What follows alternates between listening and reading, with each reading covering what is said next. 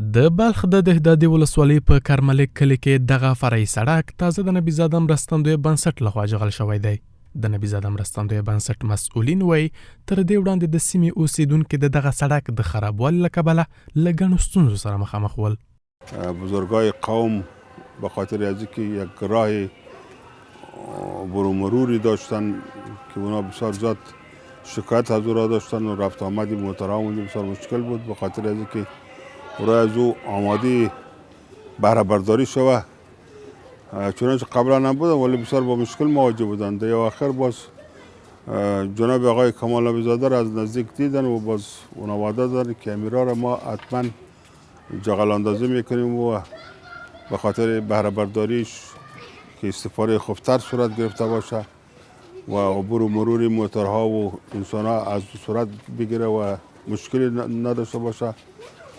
به تعداد اضافه تر از 150 موتر جغل اونجا ما به حساب اونجا انداختیم و او اموارکاری هم شد. همیشه برای فعلا آماده عبور و مرور و آماده بهره برداری است و مردم از اون استفاده میکنه. در حدود 10-15 سال که سرک احداث شده بود کسی نه جغل انداخته بود و نه کدام همکاری کرده بود و به گفته هدایت رئیس ما 3 کیلومتر سرک مواد سبیس انداختیم و توسط گریدر همکاری کردیم. آبروایش هم تا حد امکان کشیدیم. بل پلو د سیمې اوسیدونکو د دغه سړک جوړولو لپاره د ملي سوداګر کمال نبي زاده مالی همکارۍ څخه مننه کوي. د سیمې دغه اوسیدونکي وایي تر دې وړاندې د دغه سړک خرابوالي له کبله په تګ راتګ کې له ګڼو ستونزو سره مخامخ ول او دمګړی په جغل اچولو سره یې د هغې ستونزې لرې شوي دي.